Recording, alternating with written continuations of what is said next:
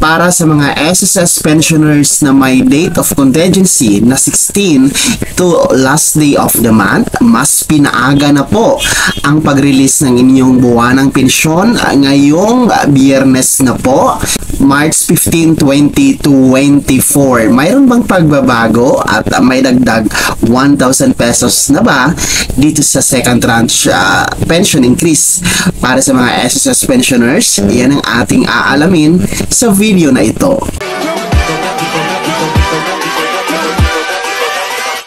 Hold up.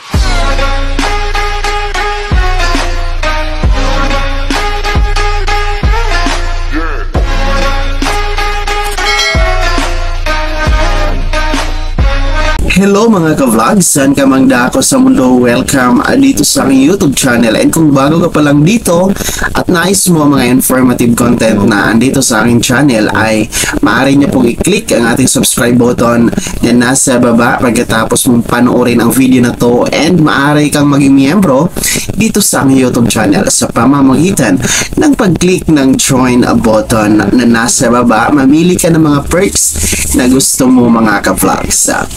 Magandang araw para sa ating mga SSS pensioners na may date of contingency na 16 to last day of the month, dahil ngayon po ay mas pinaaga ang pag-release ng inyong buwanang pensyon kay SSS. Sa kadahilanang ang March 16 ay natapat po sa araw ng Sabado, kaya naman po base po sa SSS circular na kung ang isang original date ng SSS pension schedule ay natapat sa weekdays mga ka-vlogs, Sabado, Linggo, or natapat sa holiday, ito ay ma-advance or maiurong bago po ang original date ng schedule ng releasing. Kaya nga po, instead of March 16, dahil Sabado po yan, ay magiging mas maaga, magiging March 15, araw ng Biyernes po, ang pag-release or pag-credit sa inyong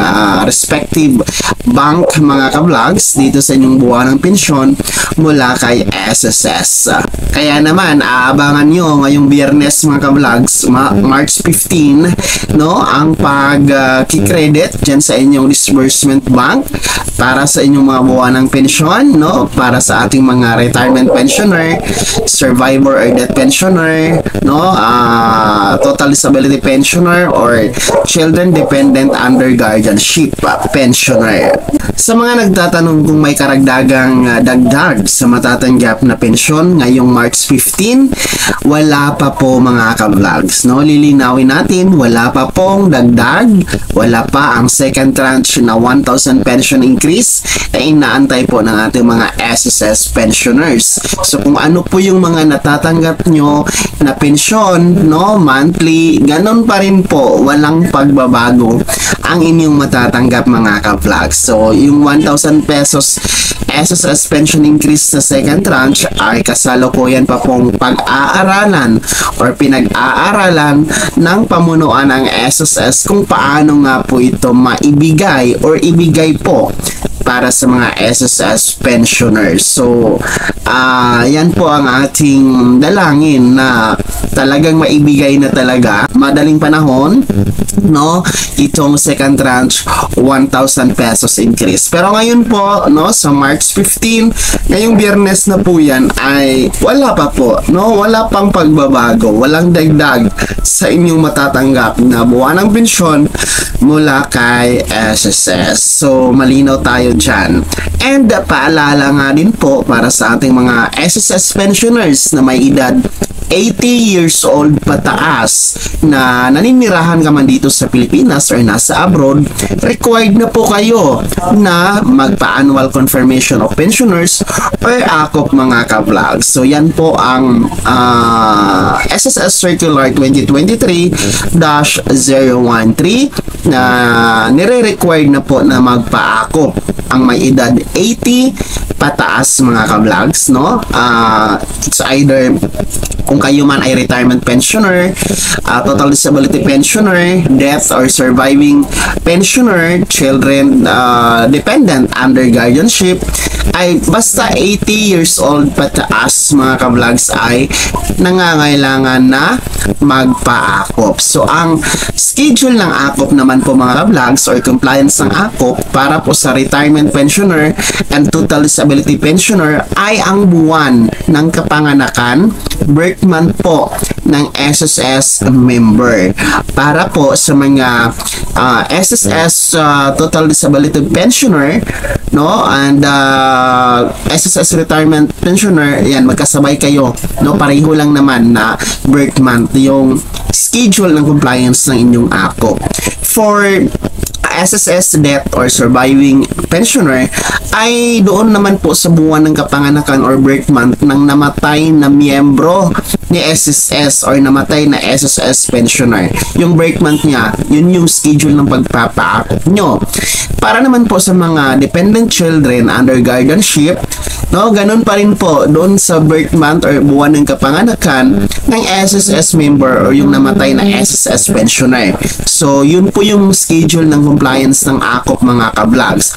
Lagi natin itong binabalik-balikan dahil kapag kasi matapos na ang March at hindi pa kayo nakapag-akop, ay baka mahinto ang inyong pagtanggap ng buwan ng pensyon kay SSS sa darating na April or May mga ka-vlogs. Baka magtaka kayo kung bakit wala na kayong natatanggap na pensyon kay SSS. Kaya po nire-required talaga, no, effective kasi ngayon March, no, effective.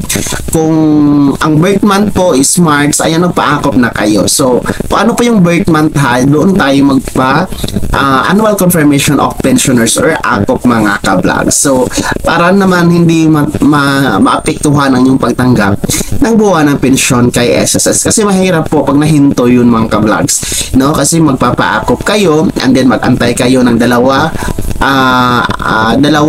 hanggang 3 buwan, no, bago maibalik yung pagtanggap nyo ng buwan ng pensyon. Matagal din yun. Yung iba nga kahit pas 3 buwan hindi pa ulit nakatanggap. So kailangan updated po, no. 80 years old pataas lang naman. Yung below, no, yung mga 80 years old pababa, yung edad na SSS pensioner, hindi na po kayo required magpa-akop mga ka-vlogs ha.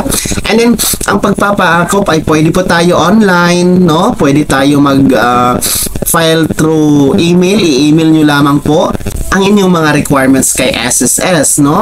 Pwede tayong mag-walk-in kung kaya pa naman nating magpunta sa SSS branch mga ka-vlogs. And pwede din tayo mag-video conference through video call, no, video conference sa pamamagitan po ng Viber na app mga ka-vlogs, no. Meron tayong ginawang video niyan kung paano tayo magpa-akop through video conference gamit ang Viber na app.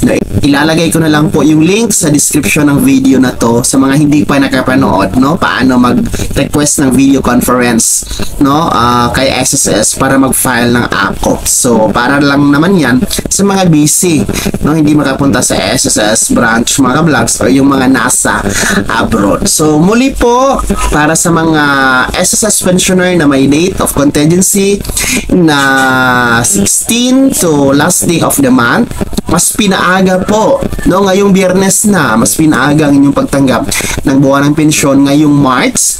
Ngayong Biyernes na po, March 15, 2024, dahil po ang 16 ay natapat sa araw ng Sabado. Sana'y naging gabay ang video na to kahit papaano at nabigyan tayo ng idea at kaliwanagan at bagong kaalaman. Kung hindi ka pa nakasubscribe dito sa aking YouTube channel, maaari nyo pong i-click ang ating subscribe button na nasa baba. Huwag nyo kaligtaan na i-turn on ang notification bell. Ilagay mo sa all para updated ka sa mga bagong videos na i-upload ko. And maaari mo din i-like ang video na to. Kung meron ka pang mga katanungan, maaari nyo i-komento sa comment section na nasa baba. And you can follow me sa aking official Facebook page na nasa screen nyo. Muli po, ito si Daniel Timpawa na nagsasabing dito sa ating YouTube channel, pawang katotohanan at lahat totoo lamang.